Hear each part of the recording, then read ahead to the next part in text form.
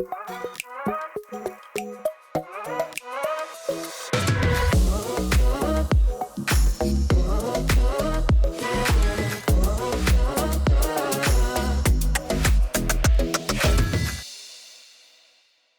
everyone, welcome to the ADW Profile podcast, ADW for a deeper way.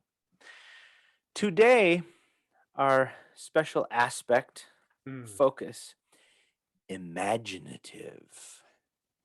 Imaginative. Tim, what do we need to know about imaginative? The aspect of imaginative belongs to the openness to experience family. Far to the right, we're high on imaginative. Far to the left, again, not good or bad. There's helpful, useful things on either side. Far to the left side on this aspect is concrete. Concrete. Imaginative far to the right, concrete far to the left, part of the openness to experience family. The PsyPlex vector that this loads onto is conceptual thinking, if you're far to the right on imaginative, and it actually loads onto concrete thinking if you are far to the left, concrete. Makes enough sense. That PsyPlex vector informs how we think about and how we process information. The system strength of imaginative, we got quite imaginative in its name, and it's actually imaginative. Well, that's nice to remember. Keep it simple. Keep it simple. It's like the one we can memorize.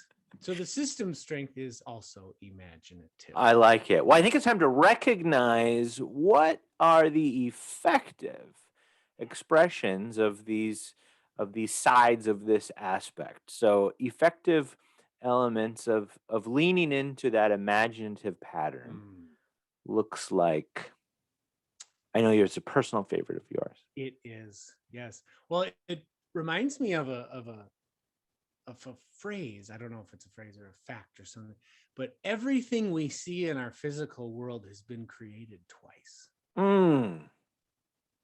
The second time was the physical creation. The first time was created in the mind. Right. And I think that's a great understanding or perspective to have about all the wonderful things that come out of the imaginative far to the right side, is that folks high on this are generating a myriad of ideas, thoughts, concepts, and seemingly unrelated, perhaps, making connections, novel, perhaps. Yep. But it's this thought world of generativity of ideas. And pretty, I think, accessible to see how that's helpful and effective in a lot of situations. Yeah. What about the other side? The left. Other side, the concrete side. Yeah. I fall kind of in the middle on this, actually. Yeah, you do. And so, kind of have a foot on both sides of the spectrum, as you will, which we don't talk about much. We tend to talk about the extremes. Yeah.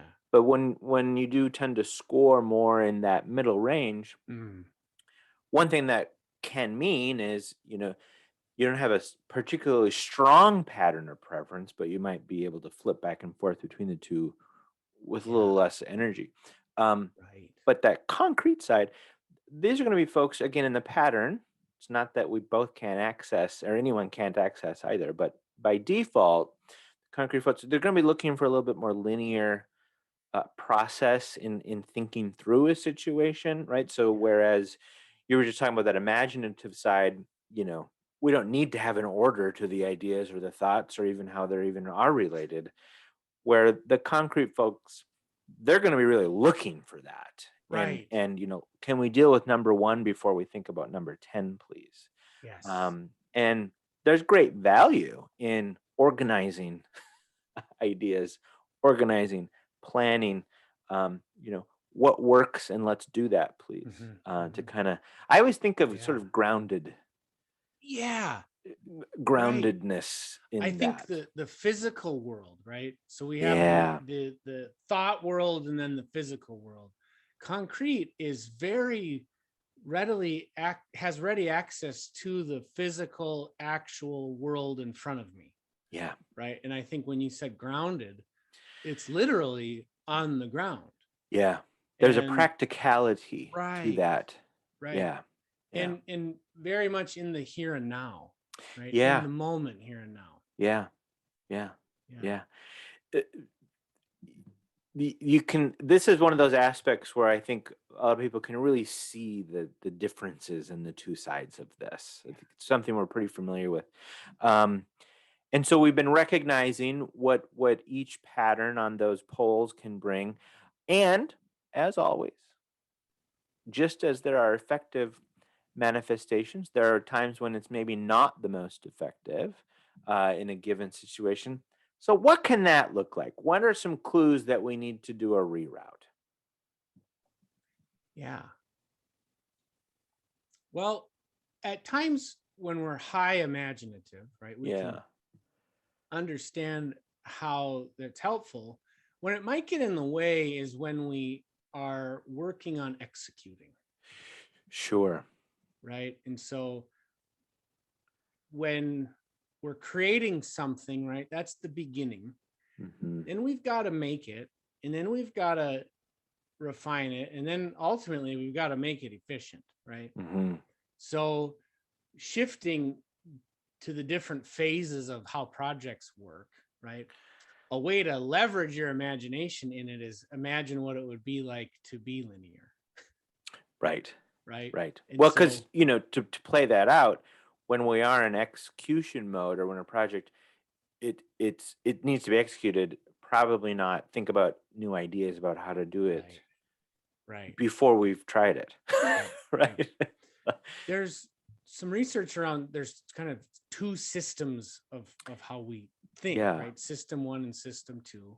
Yeah. I'm going to get it wrong which one is which, but I know one of them is more uh, conceptual and kind of thinking about all these different ideas, and that kind of systems thinking is actually slower, and it Hmm. takes more time to stop and go do that kind of thinking. Not a lot is getting done.